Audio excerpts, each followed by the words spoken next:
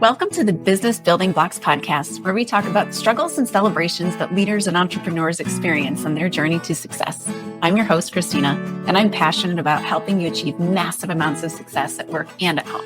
We'll talk about all things people and organizational wellness, share relatable stories, and feature insightful guests because quality people and processes are at the heart of every success story. Ready to learn, grow, and have fun? Let's dive in. Hello, and welcome to the Business Building Blocks podcast. I'm your host, Christina Schmidt. Today, I'm kicking off a series. It's going to be a 4-part series, so kind of long, but it is about the wellness of leaders and why that's so important. This is really why I do what I do. So this is so important to me. This is why I'm extending it out. I'm really digging into these elements because this is so crucial for leading well and then being able to continue leading well. When I started leading, I was in automotive manufacturing, and the biggest takeaway that I got from most leaders was just work more.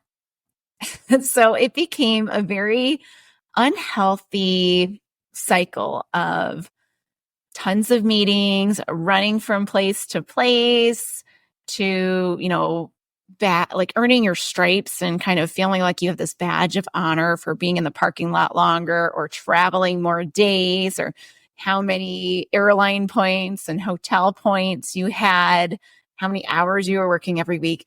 It was cultural that this was just a chronic thing that we did. And the biggest thing that we didn't do was take care of ourselves as leaders. So through this series, this is going to be my overview of kind of what do I mean by keeping track of the wellness of a leader or having a healthy leader. So I'm going to give you the overview today. And then each of the other 3 are going to focus on one element that every leader needs to stay focused on. So I'll go through the elements, and then I'm going to go through kind of just explaining why these are important. So the 3 elements are, number 1, your physical wellness. So this is what we most think of when we think about wellness, being healthy, making New Year's resolutions, all of that stuff. So it's our physical wellness. So it has to do with food that we eat. And when we think of our food as fuel rather than a way to kind of avoid problems or to, enjoy something, which I'm not saying that I don't enjoy food because I really, really do. But when we think of it as our fuel, and then we have some splurge times where we can think of it differently, then we think differently. So we're going to talk about that. And we'll talk about physical wellness around movement and exercise.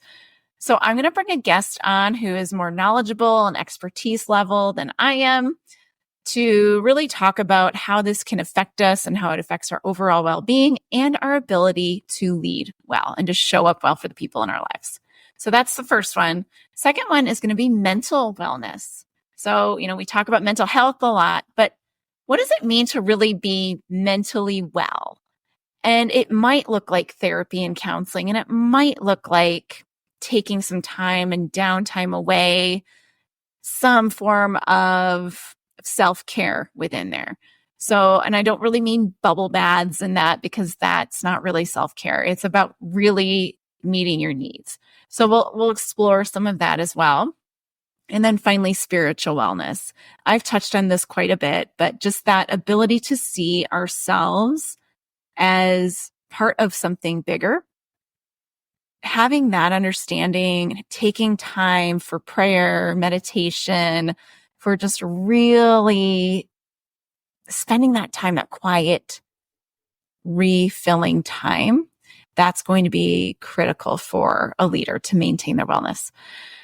So these 3 elements together work together. They're like 3 pieces that can't really be separated. So you'll probably find through the conversations that we'll talk about one, like when we're talking about physical wellness, we'll talk about how your mental wellness and how it benefits it and how it relates.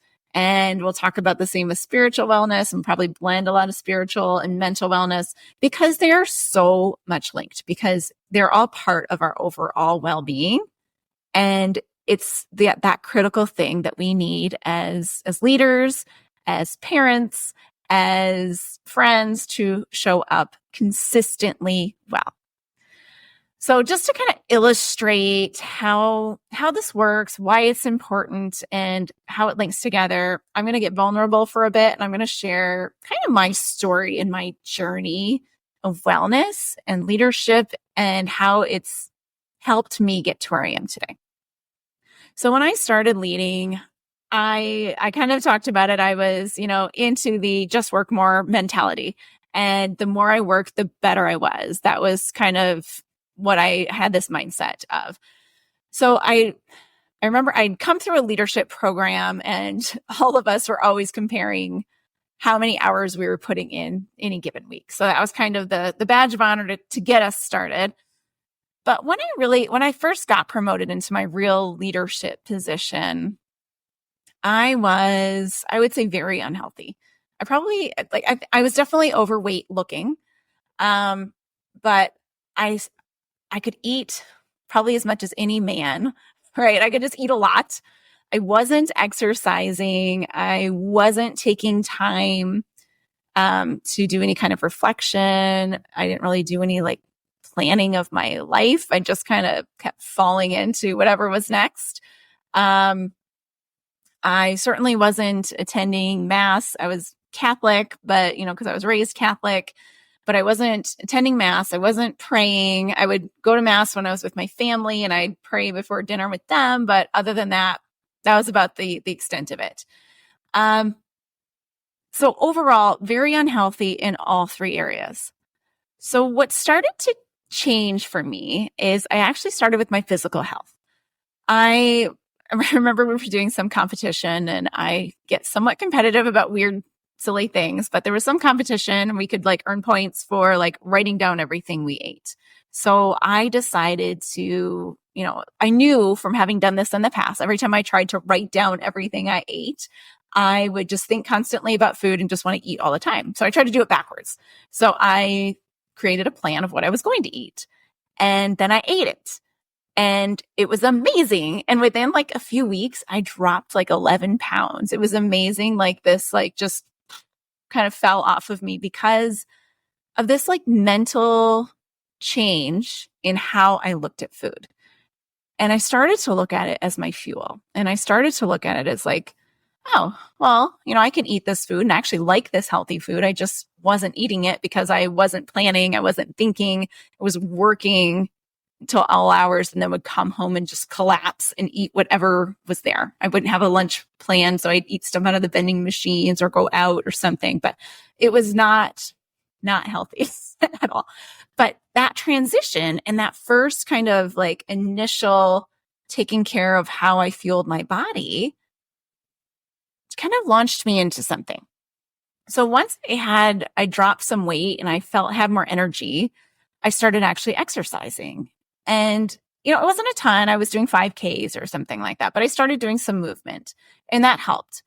Then my sister challenged me because she and I I think we were going through some breakups, but we needed something to focus on. So she challenged me to run a half marathon with her. And I was like, oh, geez, I'm not really running. I don't really know what I can do. But I was like, fine, we'll do it.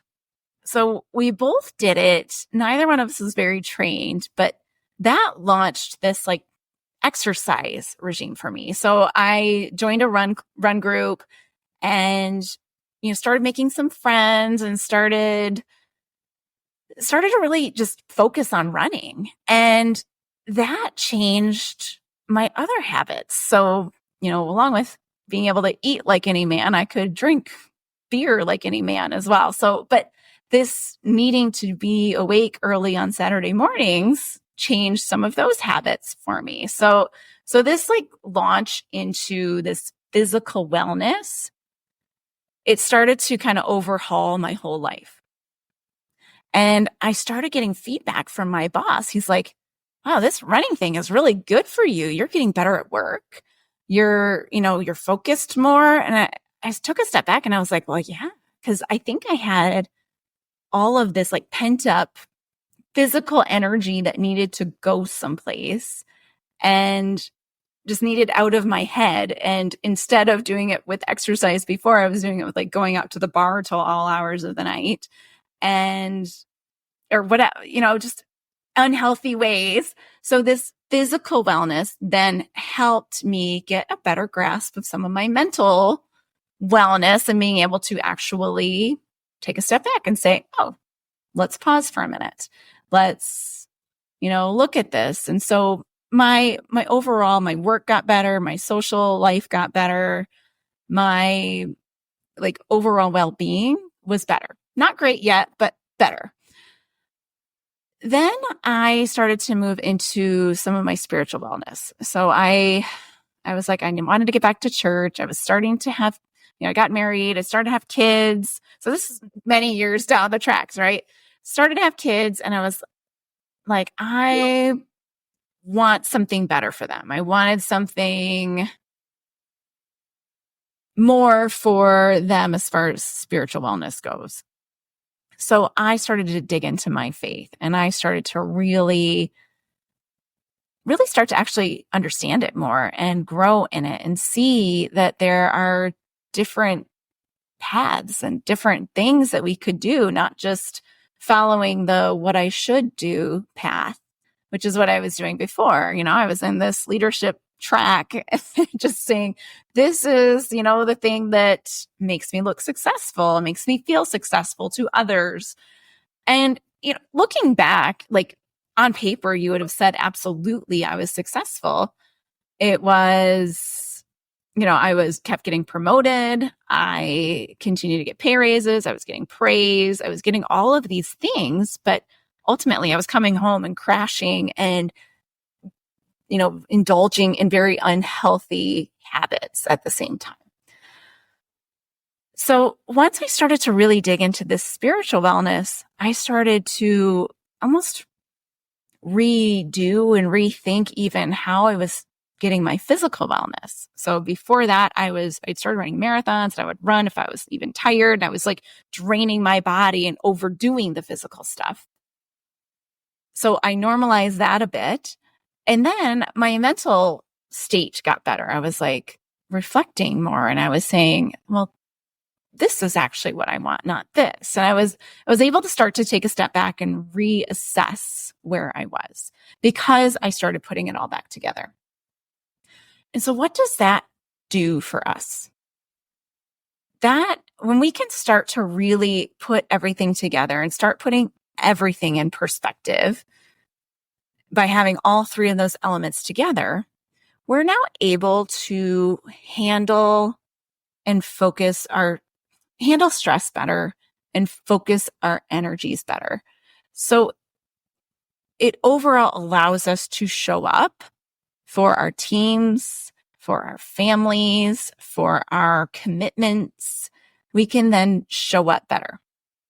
So putting all of this together, I was hit with some tremendously overwhelming news, we'll say, back a year and a half ago. But because I had been working on all three of these wellness things for so long, I was able to handle it, to work through it at a pace. I sought additional support to support my mental wellness because I realized I hadn't actually focused on that at all, but then continued to have the same supports and more supports in all of those other areas in my spiritual and my physical wellness as well. So having those three, having the baseline and then being able to pull and increase and decrease levers as needed was so key in being able to handle this big life-changing, shattering event that happened. And I was already down the path of where I was headed with this leadership training and how I wanted to support leaders before all of this happened. But it just solidified that this is the path. This is the thing that leaders need. Leaders need to be well-rounded in these areas and continue to focus on themselves, to develop deeper wellness, deeper spirituality, deeper mental wellness, deeper, more sustainable, I guess you could say, physical wellness, so that they are there. They can ride those rough waves in life, in business, and everything else, because what's important as a leader is to show up consistently for your team. So over the course of the next few episodes in this series, again, we're going to bring in these guests. We're going to talk through what this looks like, how this would help you as a leader, and give you some very practical first steps and maybe even some advanced steps. So maybe you're already kind of down the path, but what's the next step if you're down that path? So very practical things that you can put in place so you can better improve or balance all of these areas of wellness. So as always, if you enjoyed today's episode, please like it, share it with a friend, subscribe. Very importantly, go on to Apple or Spotify or wherever you listen to your podcast and leave a review, because this helps the algorithm and it helps get the word out to more people. I'm very excited about this series, so please share it.